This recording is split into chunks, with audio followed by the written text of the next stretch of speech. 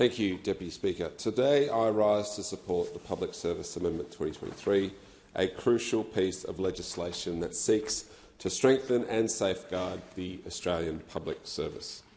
This bill has been carefully crafted, taking into account the insights and inputs of many stakeholders, including employees, representative groups, agencies, experts, the public and the community and public sector union.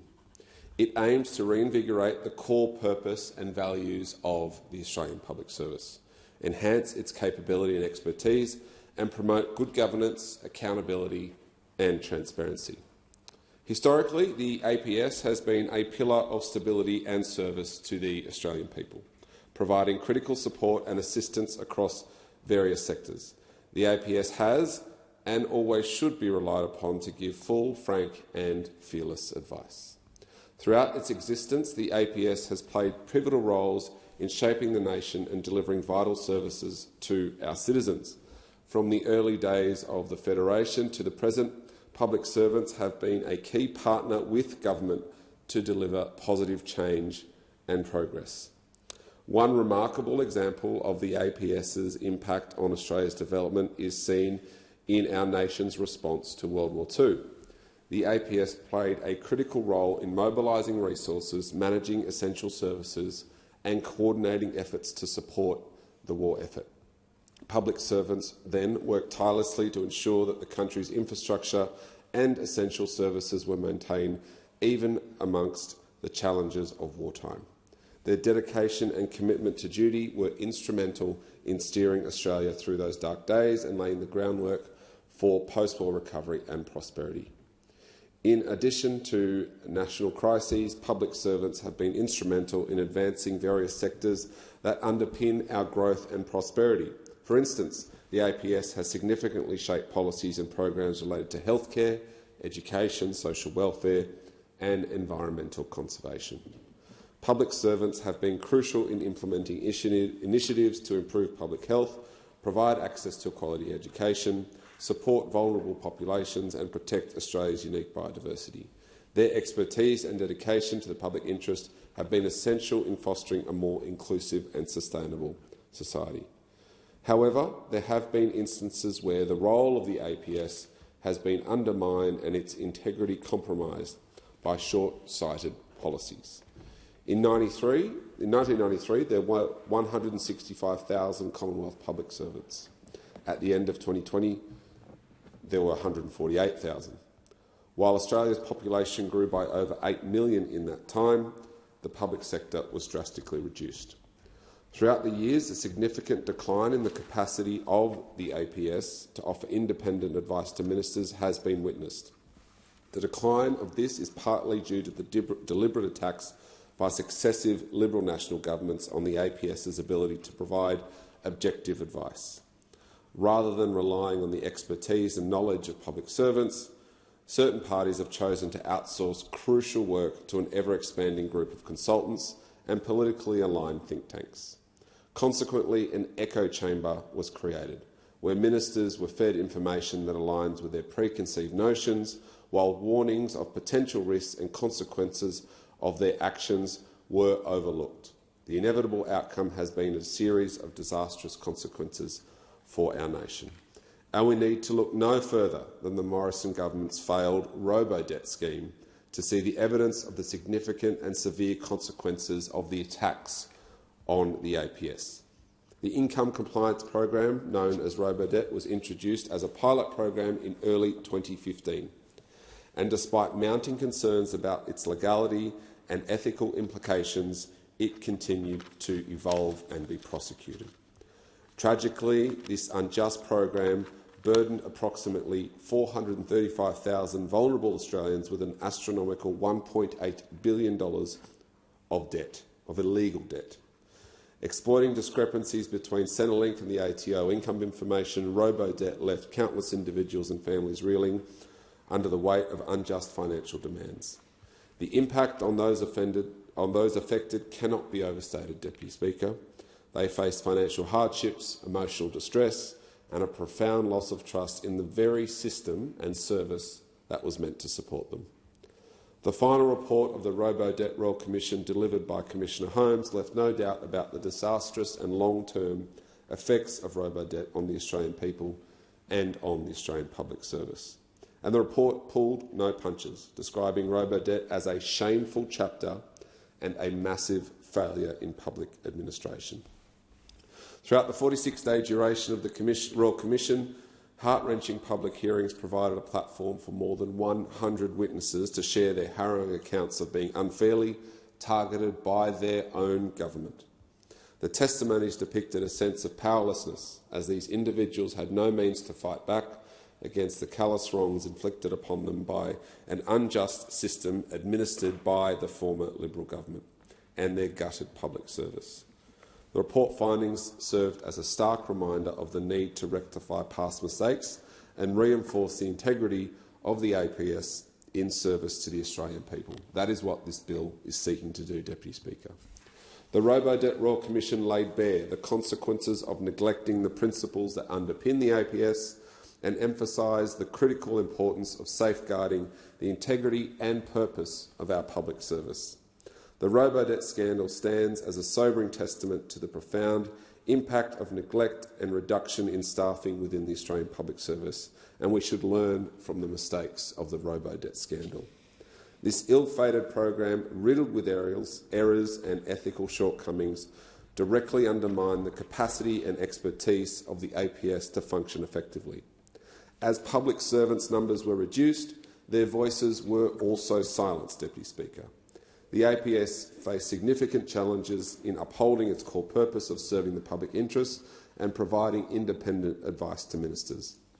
The reduction in staffing led to a loss of institutional knowledge and expertise, leaving critical gaps in the administration of essential programs. Consequently, the former government sought shortcuts and outsourced essential functions to external entities, contributing to the flawed design and implementation of the robo-debt program. Public servants who might have raised red flags or advocated for better alternatives found themselves restrained by reduced resources and a lack of authority to challenge questionable decisions of the former government. Moreover, the lack of staffing and resources within the APS hindered the ability to conduct regular and thorough assessments of the program's impact. This negligence prolonged the suffering of those unfairly and illegally targeted by robo-debt, as there were inadequate mechanisms in place to recognise and rectify the program's flaws promptly. Throughout the Royal Commission's proceedings, it became increasingly evident that the APS's neglect and reduction in staffing played a significant role in allowing such an unjust program to persist for as long as it did. With the critical capacity to provide independent advice diminished by the former government, the APS was unable to intervene effectively, and the consequences for vulnerable Australians were severe. And what I find absolutely appalling, Deputy Speaker, is that robo-debt's architect, the member for Cook, despite all the evidence, returns to this place without an ounce of regret or contrition.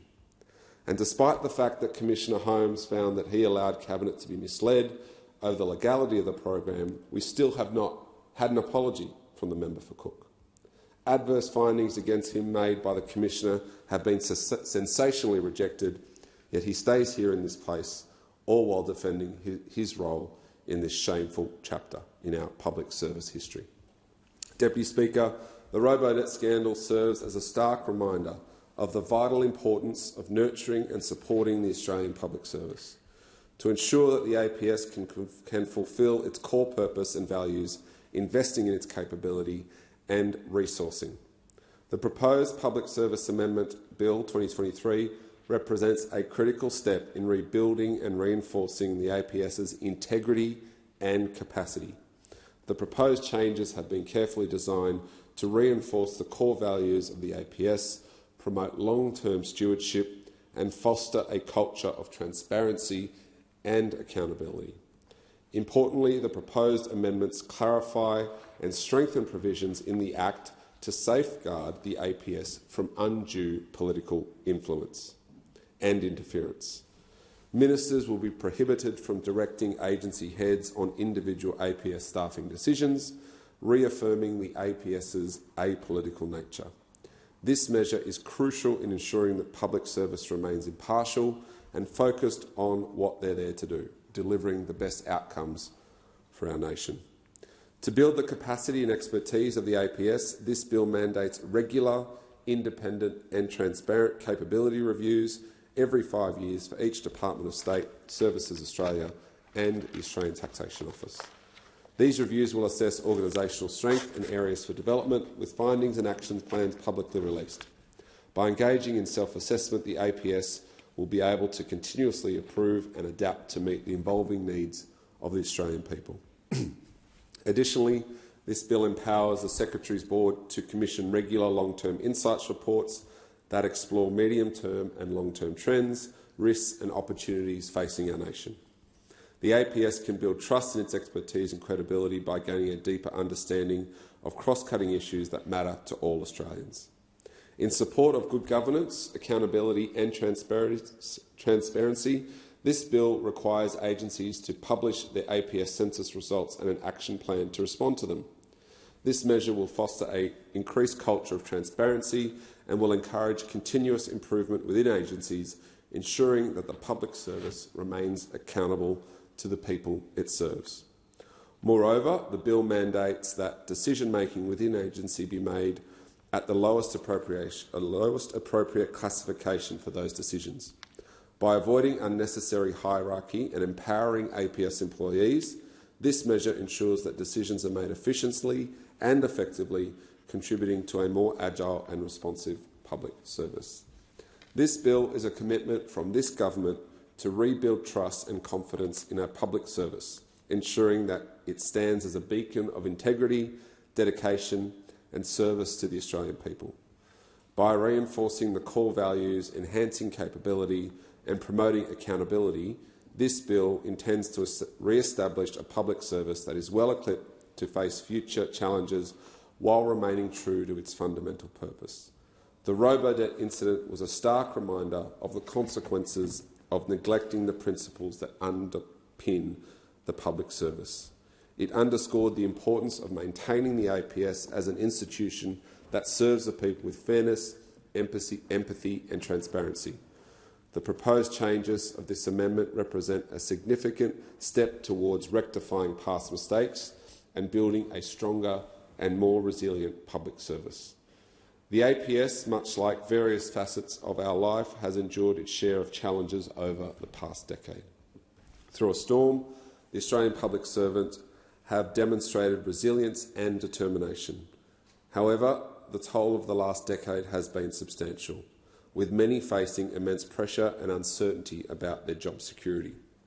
Instead of investing in skills and permanent jobs in the public service, we have all witnessed the Liberals and Nationals outsource those roles, issuing lucrative contracts to big consultancies to suit their political purposes. And as the rivers of gold flowed into private pockets, our public service has struggled to maintain its vital functions. But this legislation, Deputy Speaker, marks a turning point in that journey. We are committed to effecting change, and this bill signifies the beginning of that transformation. There is much work ahead, but the Albanese Labor government is resolute in our mission to restore the strength and integrity of the Australian public service. By doing so, we'll bolster the public sector's efficiency and ensure that it remains a pillar of stability, service and trust for the people of Australia.